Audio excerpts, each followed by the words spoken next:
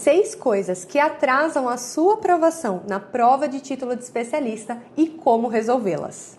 Olá, eu sou a Ravena, médica especialista e titulada, e eu ajudo médicos que já têm os pré-requisitos para prestar a prova de título, independente da especialidade, a serem aprovados mesmo tendo pouco tempo para estudar.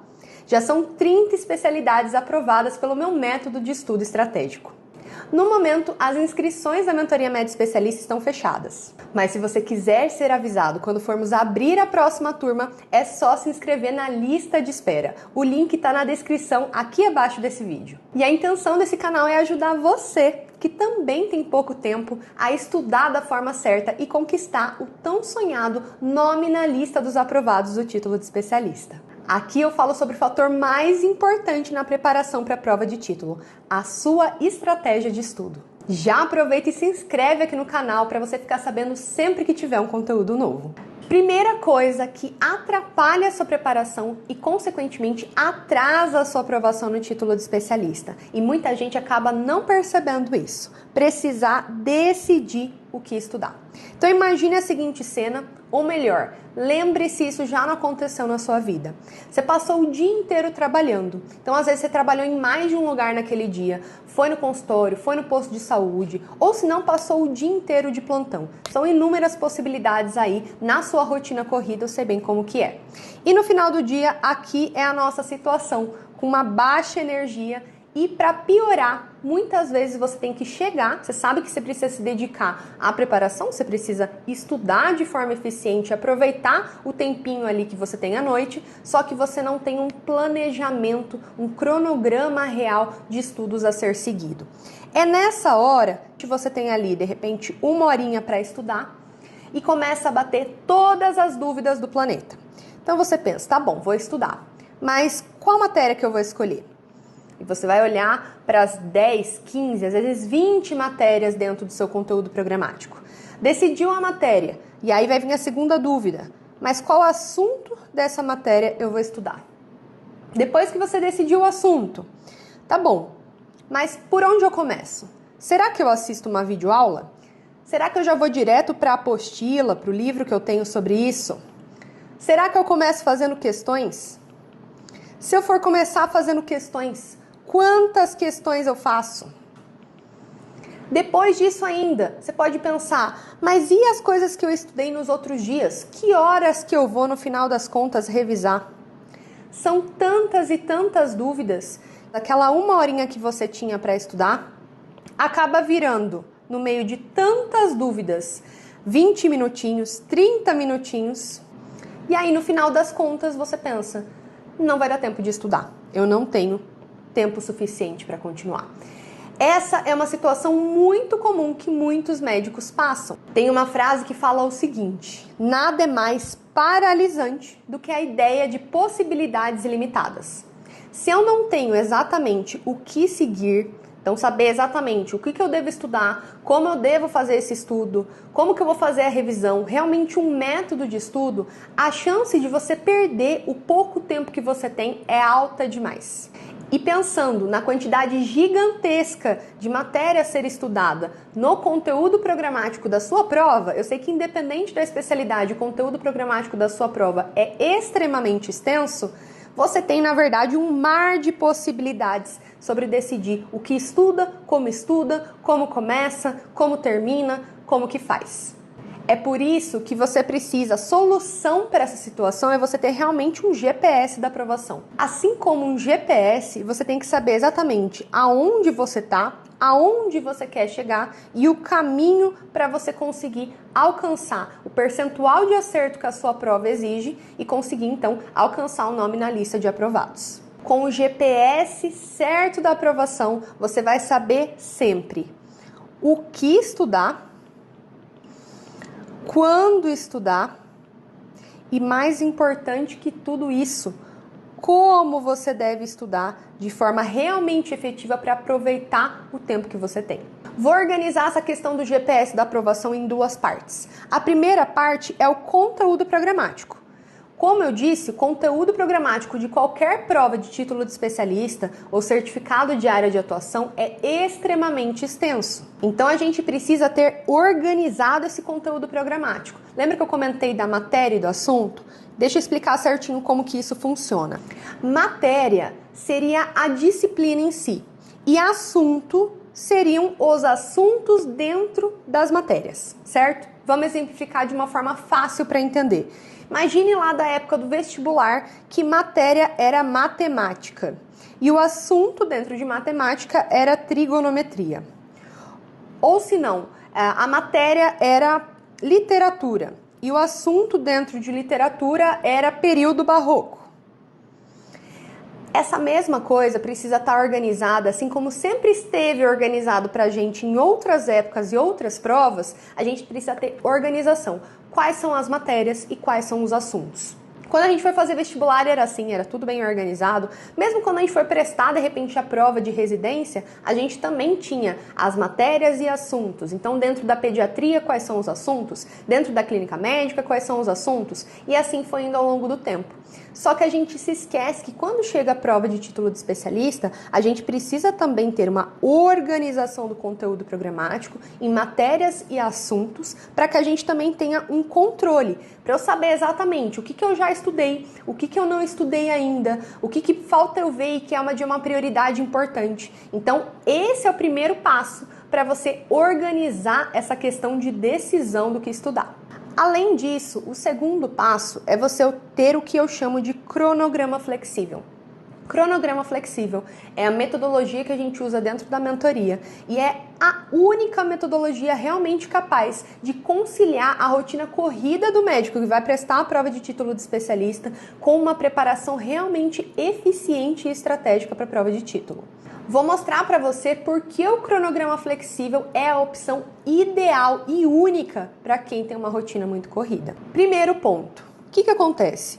Normalmente a gente quer pegar um cronograma e encaixar a nossa rotina para dar conta do cronograma.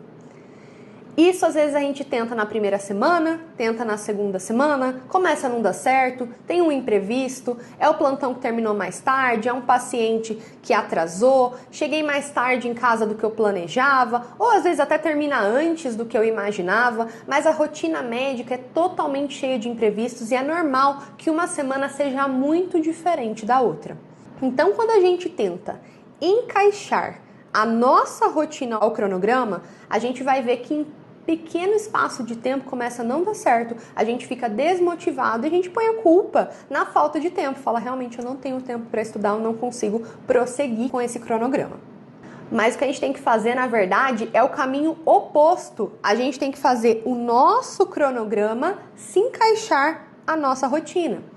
Então, conforme eu vou tendo disponibilidade para estudar, nem que seja pouco tempo, nem que seja ali 20, 30 minutos, 1 hora, nem que um dia passe e eu não consiga estudar naquele determinado dia. Mas quando eu encaixo o cronograma à minha rotina, isso se torna uma preparação sustentável a longo prazo, porque eu vou vendo que eu vou conseguindo progredir de acordo com a correria do dia a dia. Não importa se naquele dia demorou e atrasou um pouco o meu plantão. Não importa se eu achei que eu teria um tempo livre maior no almoço e de repente uma consulta atrasou. O que interessa é que é o cronograma flexível o ideal para a rotina médica. E é o que eu usei e o que todos os meus mentorados usaram para serem aprovados, cada um com a sua rotina corrida e com a sua pequena disponibilidade de tempo para estudar. Segundo ponto, a graça do cronograma flexível é justamente a flexibilidade dele. Eu não tô mais num cronograma rígido de estudos. Nesse horário eu estudo isso, faço isso, e se não deu tempo, atrasou todas as matérias daqui para frente. Eu tenho a flexibilidade de progredir e rodar esse cronograma conforme eu vou tendo disponibilidade.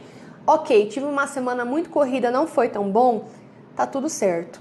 A partir de agora, vou disponibilizando meu tempo e vou ficando, antes de tudo, mais produtiva nos estudos. Terceiro ponto, o cronograma flexível, ele garante contato com todas as matérias. Depois eu vou até comentar mais sobre isso. Mas um dos grandes problemas, principalmente numa preparação assim mais complexa, mais cheia de matérias, como é a prova de título de especialista, é você conseguir organizar e encaixar as matérias de forma que você veja o que é mais importante de cada matéria.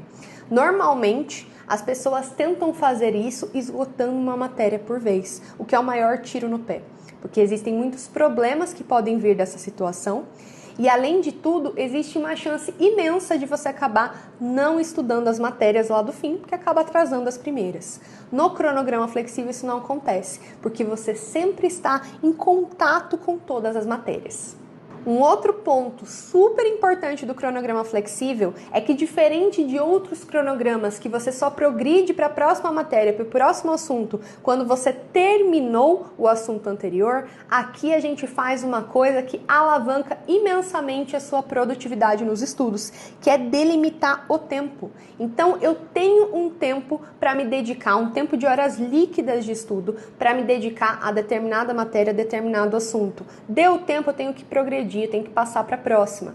Assim, eu mantenho contato com todas as matérias, como eu comentei antes, mas ao longo do tempo eu também vou aumentando a minha produtividade nos estudos. O que acontece normalmente quando eu não delimito meu tempo? E eu delimito que eu só vou passar para a próxima atividade quando eu terminar essa. A chance é que eu aumente demais o tempo gasto para terminar determinado assunto que eu estava estudando. E eu nunca acabe passando para o próximo. E na sequência, o que acontece? Todos os assuntos que estão esperando para serem estudados vão ficando atrasados um depois do outro. Quando eu delimito por tempo, no começo é difícil, você vai ver, não é fácil fazer isso. Mas logo depois você vai vendo o quanto você vai ficando mais rápido no estudo. Quinto ponto, o cronograma flexível é personalizado, ele é individualizado. Ele vai levar em conta a sua disponibilidade de tempo, o que você tem dificuldade, o que você tem facilidade, como que ocorre a sua prova, como que é a distribuição ali das matérias. Então vai ser um cronograma, não é um cronograma engessado, que fizeram para um monte de pessoas e vai ter gente que vai conseguir seguir e outras pessoas que não vão. O cronograma flexível é feito para você, é customizado para suas próprias necessidades. Além disso, uma coisa muito legal é que, por ele não ser fixo também, a gente vai mudando esse cronograma e muda de forma automática, conforme a nossa performance. Então, se eu estou indo bem em determinada matéria, maravilha! Então, talvez eu possa delimitar menos tempo para me dedicar a essa matéria. Enquanto uma outra matéria que eu tenho uma certa dificuldade, talvez eu possa dedicar mais tempo. Então, tudo isso vai sendo modificado ao longo do tempo, de forma a garantir que eu realmente esteja estudando o que eu preciso estudar mais e não deixando de estudar o que eu preciso estudar menos, mantendo contato com todas as matérias. O cronograma flexível também leva em conta um dos pontos principais, que é a priorização estratégica. Olha para o seu conteúdo programático, lá descrito no seu edital. As pessoas têm a impressão que elas precisam estudar o edital inteiro, o conteúdo programático inteiro para conseguir passar. E prova não é feita dessa forma. Prova precisa ter priorização estratégica. Dentre os diversos assuntos que você tem para estudar, vai ter aqueles que são os mais importantes e que você precisa priorizar, e outros que são menos importantes vão ficar de uma certa forma num segundo plano. Conforme você vai matando, entre aspas, os assuntos mais importantes, depois você vai chegando nos menos importantes e assim por diante. E por último, o cronograma flexível tem como ser elaborado de forma totalmente automática e atualizado de acordo com as métricas de estudo. Essa é uma ferramenta que eu disponibilizo para os meus mentorados. Então, o cronograma flexível é ideal para a rotina médica. Ele é flexível e se adapta à agenda corrida que a gente tem nesse momento da vida. Garante contato com todas as matérias durante toda a preparação. É delimitado por tempo e aumenta a produtividade dos nossos estudos. É personalizado e individualizado para as suas dificuldades e facilidades. Muda conforme eu vou aprendendo melhor uma matéria, preciso de uma ajuda a mais em outra matéria. Leva em conta a priorização estratégica do conteúdo e pode ser elaborado de forma totalmente automática. Segunda coisa que atrasa a sua aprovação e tem tudo a ver com o que eu estava comentando agora. Seguir cronograma de cursinho. Presta muita atenção nessa. Como que funciona o cursinho? Cursinho, ele precisa ter uma logística, uma organização para entregar o conteúdo ali das videoaulas para você. Então, normalmente, como que acontece? Eles entregam todos os assuntos da matéria 1, daí finalizado vai para a matéria 2, depois vai para a matéria 3, depois vai para a matéria 4 e assim por diante. Qual que é o problema disso, quando a gente esgota uma matéria por vez? No que a gente começa a estudar dessa forma, que de certa forma é um cronograma fixo de estudos, que eu vou matando e esgotando cada um dos assuntos dentro de cada matéria, a chance de, quando eu não consigo estudar, eu me perder e acabar perdendo ali algumas semanas de estudo, vai atrasando uma matéria e eu nunca vou passando para a próxima. Então, o cursinho já vai estar na terceira matéria, mas eu ainda não terminei a matéria 1. Ou pior que isso, pior até do que atrasar o conteúdo que você está estudando. Imagine que a matéria 1 é até uma matéria que você tem mais facilidade. E a matéria 6, vamos supor que tivesse só 6 matérias aí no seu conteúdo programático, mas a gente sabe que tem bem mais que isso. A matéria 6, que é a última que ele vai abordar, lá no final da preparação, já na reta final, de repente, deu azar e é a sua matéria com mais dificuldade. Você concorda que a matéria 6, a matéria mais difícil para você, é justamente uma das matérias que você precisaria estudar antes? Se você estudasse a matéria 6 desde o começo da preparação, aqueles assuntos que hoje parecem difíceis para você seriam repetidos tantas e tantas e tantas vezes na revisão ativa que quando chegasse aqui na reta final já estaria fácil. Então, se a gente tem matérias difíceis, a gente precisa começar a estudar isso desde o início. Eu não gosto dessa abordagem de uma matéria por vez e tira dele a possibilidade de estar sempre estudando todas as matérias. Porque o que vai acontecer também é o seguinte, se você chegar na matéria 4, na matéria 5 e na matéria 6, normalmente você não tem um processo adequado de revisão e você já esqueceu tudo que você estudou na matéria 1 e da matéria 2. Ou até pior, o que acontece é que você empaca de uma vez na 1, na 2, na 3, não consegue prosseguir e não vê como vai conseguir encaixar toda essa matéria acumulada quando chega a reta final. E a solução para isso eu já apresentei para vocês, o cronograma flexível, que garante contato com todas as matérias, priorizando estrategicamente o que vale eu ver antes de cada uma das matérias, e é personalizado para o que eu preciso, para o que você precisa. Eu tenho uma dificuldade na matéria 6, você tem facilidade na matéria 6, você tem dificuldade na matéria 2, eu tenho facilidade na matéria 2. Então percebe que diferentes candidatos, diferentes perfis de facilidade e dificuldade, precisa ter cronogramas flexíveis diferentes. Terceira coisa que atrapalha muito a sua aprovação: estudar por resumo. Eu sei que foi o jeito que você estudou lá da época da faculdade. Então, chegava lá a data da prova, tava chegando, tinha um monte de coisa para estudar e você passava horas e horas e horas resumindo o capítulo do livro, resumindo alguma apostila ou até mesmo escrevendo cada detalhe, cada suspiro que o professor deu. O resumo, eu vou te mostrar, mas ele é muito ruim, tanto quando a gente fala de estudo da teoria quanto a gente fala de revisão. Vamos começar pela teoria. Resumo é extremamente demorado. Às vezes alguma coisa que você ia demorar ali 30 minutos para ler, 40 minutos, você pode demorar 1h30 tranquilamente só por conta de ficar escrevendo.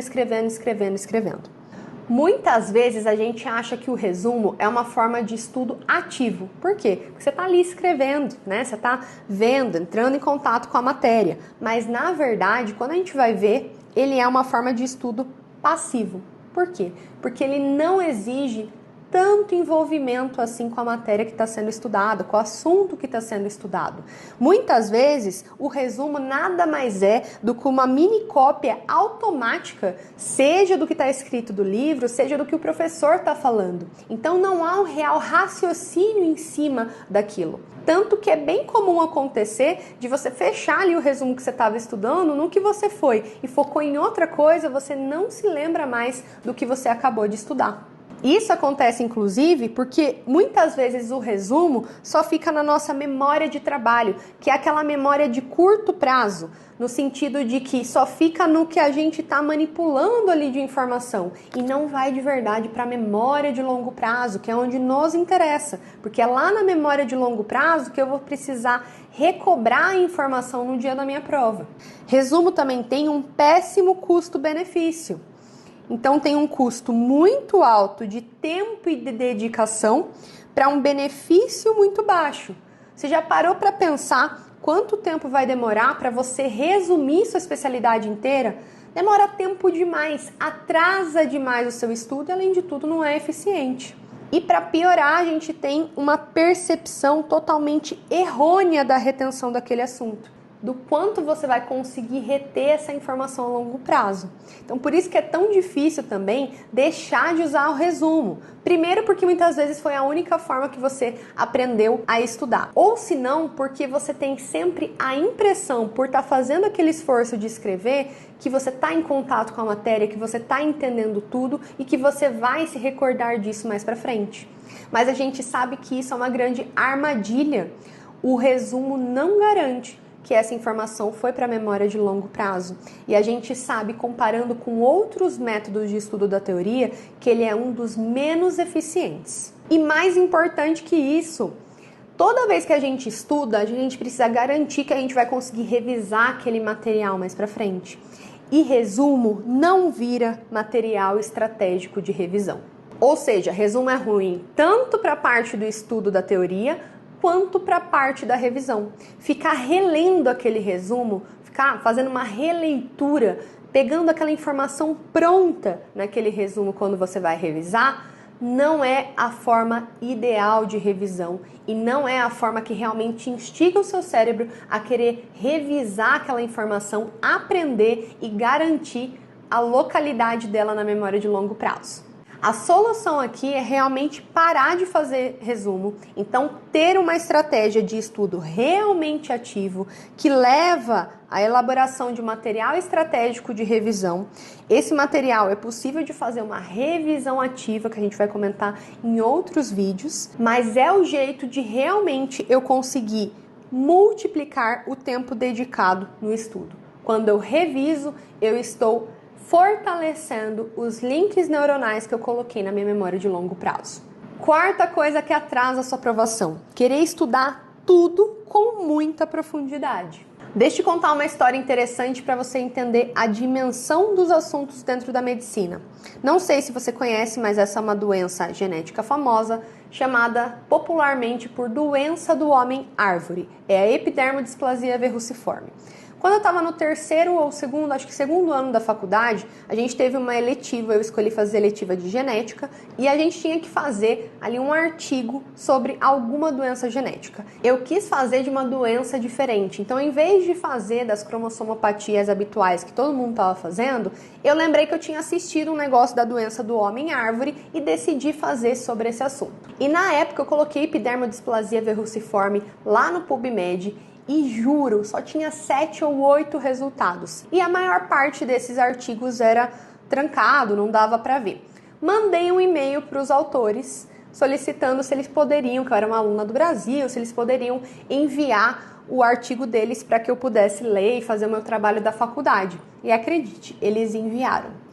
Quando eu vi o tamanho que tinha, porque eu achei 7, 8 artigos, eu falei, não deve ter tanta coisa para estudar disso, né?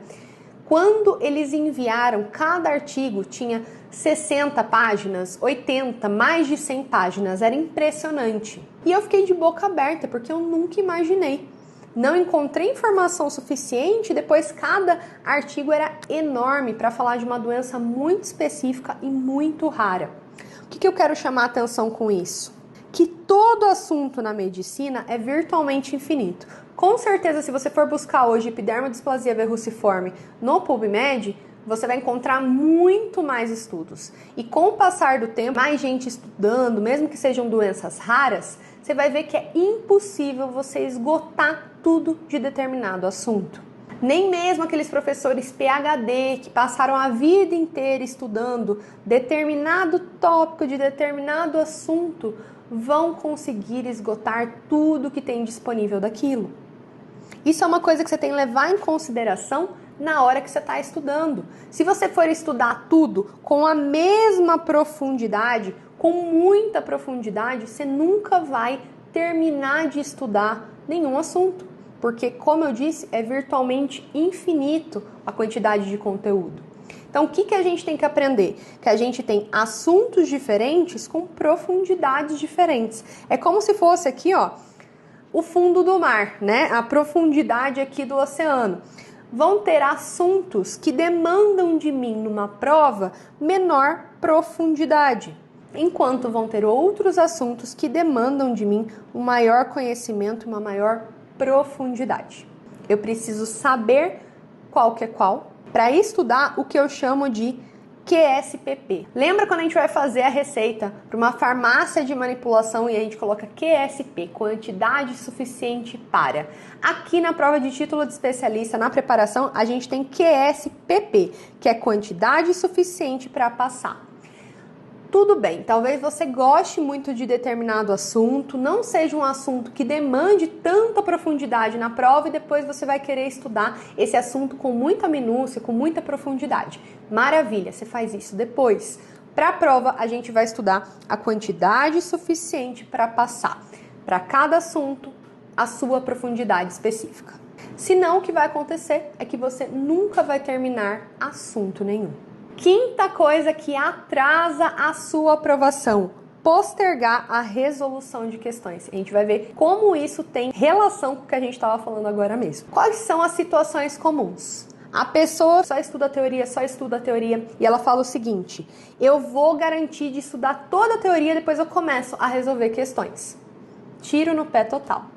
Ou se não, ela fica assim, ó, eu vou fazer as questões, só que eu só vou fazer depois que eu finalizar esse assunto. E ela fica naquilo que eu falei antes. Toda a profundidade, vê o detalhe do detalhe, pega um outro livro, mais um livro, e mais um detalhe, e se perguntar não sei o que. Ela estuda tudo, absolutamente tudo, antes de fazer as questões. E a verdade é que quando acontece isso, é porque a gente tá com medo de enxergar a realidade, ou seja, ver o quanto realmente a gente sabe daquele assunto, mas principalmente porque a gente tem um medo gigantesco de errar. Quando fica estudando tudo antes de resolver as questões, é uma forma de, eu vou ver tudo para garantir que quando eu for fazer as questões eu já li tudo que tinha sobre o tema. E é justamente diferente do que você deve fazer na prática para funcionar da melhor forma. Eu gosto muito dessa frase da Ayn Rand, que ela fala o seguinte: você pode ignorar a realidade, mas não pode ignorar as consequências de ignorar a realidade. Você pode não fazer as questões porque você quer ignorar o que você sabe ou o que você não sabe, ou de repente seu baixo percentual de acerto naquela determinada matéria, naquele determinado assunto. Mas você não pode ignorar as consequências de não identificar quais são as suas métricas de estudo, o quanto você sabe ou o quanto você não sabe daquela matéria. A resolução e a correção estratégicas das questões, elas funcionam como uma bússola para a sua aprovação. Então, elas mostram realmente quais são as suas dificuldades e o que você precisa acertar antes que a prova chegue. Gosto muito também dessa situação do Michael Jordan. Olha só. Errei mais de 9.000 cestas e perdi mais de 300 jogos. Em 26 diferentes finais de partida, fui encarregado de jogar a bola que venceria o jogo. E falhei. Eu tenho uma história repleta de falhas e fracassos em minha vida. E é exatamente por isso que eu sou um sucesso. A gente só vai começar a realmente ter um volume bom de acertos quando a gente também carregar junto um volume bom de erros. Por mais clichê que possa ser, a gente só aprende quando a gente está realmente errando. E se a gente está postergando a resolução de questões, a gente está postergando a possibilidade de identificar quais são as nossas dificuldades e de ajustá-las desde já.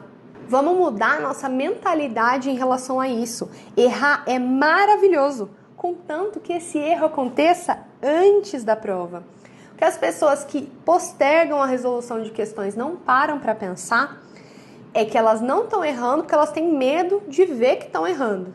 Só que o que vai acontecer? Elas não erram agora, elas vão deixar para errar na pior situação possível, no dia da prova. Não deixe para errar na prova. Erre desde já. Errar é ótimo. Se eu errei, eu tenho tempo para identificar o meu erro, ajustar o meu erro e revisar isso muitas e muitas vezes para que no dia da prova esse erro se torne realmente um acerto. Qual que é a solução disso?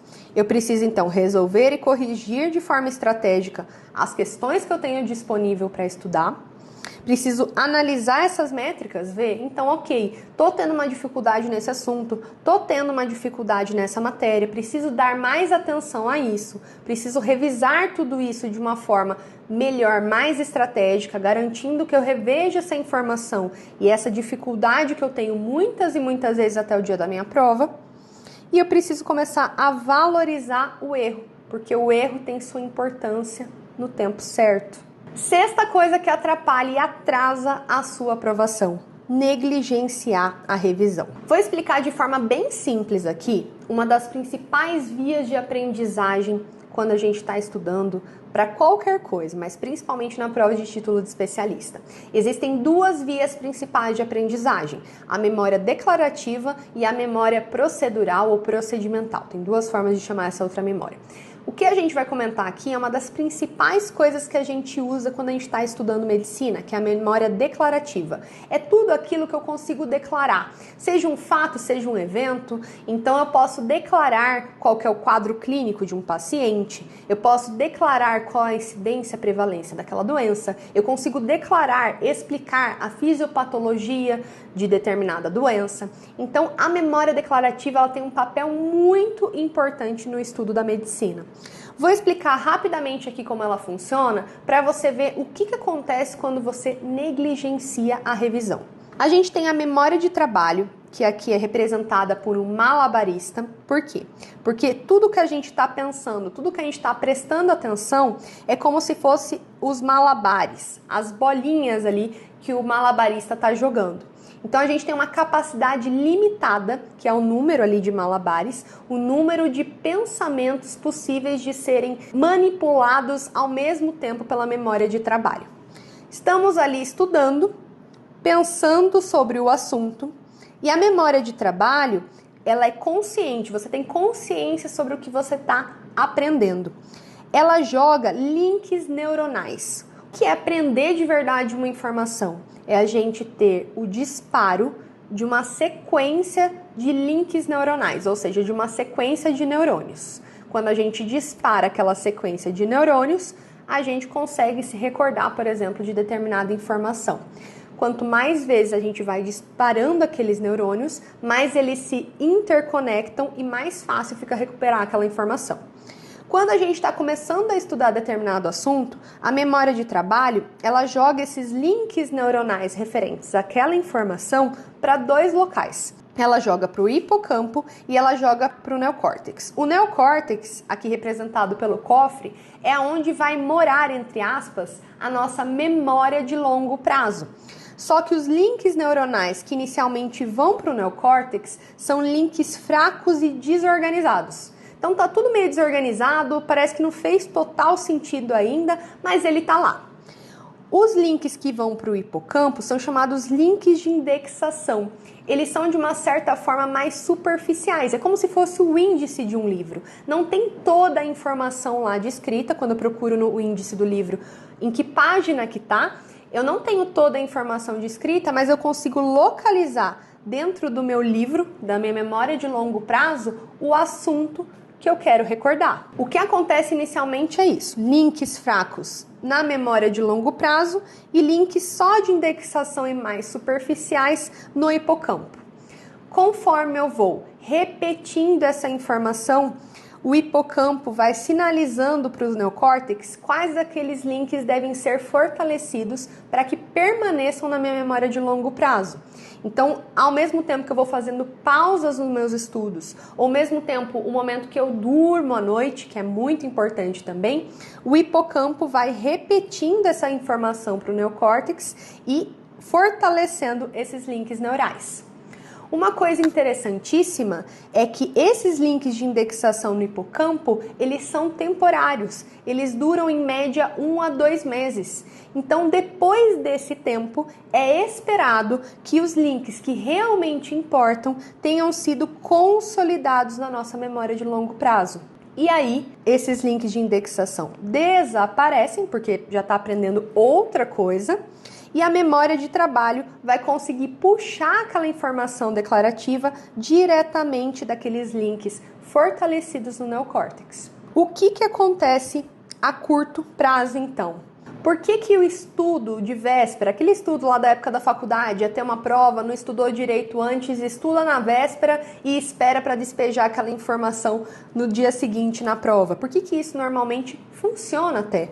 Porque os links que foram colocados no hipocampo, aqueles links de indexação, eles ainda estão muito frescos na memória. Então é fácil, você estudou no dia anterior, é fácil chegar no dia seguinte, acessar esses links de indexação que mostram para o cérebro onde está ali no neocórtex a informação que a gente precisa. Então fica fácil a gente conseguir recuperar essa informação. A curto prazo, isso funciona muito bem. Só que, como eu disse, depois que passa um tempo, de 1 a 2 meses depois, esses links do hipocampo, eles desaparecem totalmente. E aí vai acontecer o seguinte, conforme eu não fortaleci aqueles links neuronais na minha memória de longo prazo, eles não foram consolidados da forma correta, eu não consigo mais achar aqueles links fracos.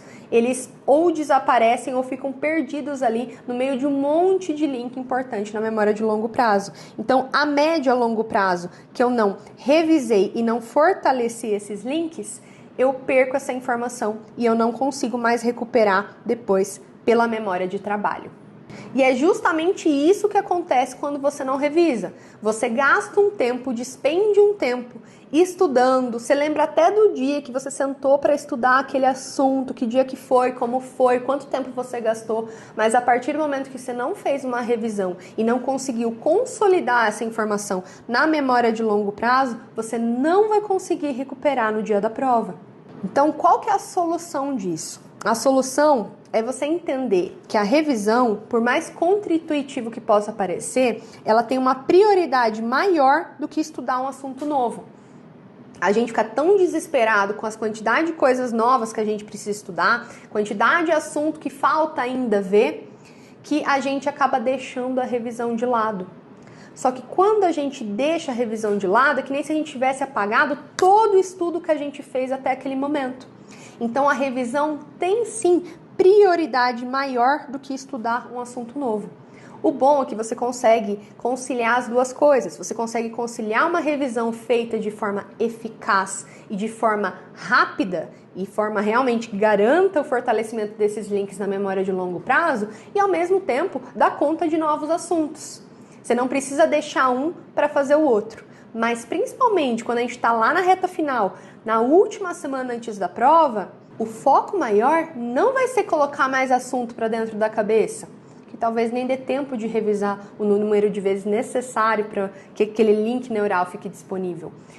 A garantia nossa é conseguir revisar tudo aquilo que a gente já estudou da forma certa. E a revisão, antes de tudo, principalmente quando a gente fala desse tipo de memória, que é a memória declarativa, precisa ser uma revisão ativa. Então é uma revisão onde tem os dois princípios que eu falo da revisão ativa: repetição espaçada da informação pelo método variável, depois eu vou fazer um vídeo sobre isso aqui no canal, e o princípio do desafio. A revisão, ela precisa instigar o cérebro a querer lembrar daquela informação e tentar recuperar ativamente essa informação, ao invés de dar ali a releitura de um resumo totalmente pronto. Isso faz muita diferença para a consolidação da memória e para você nunca mais esquecer o que você estudou. Take home messages, as coisas mais importantes que a gente viu aqui nessa aula.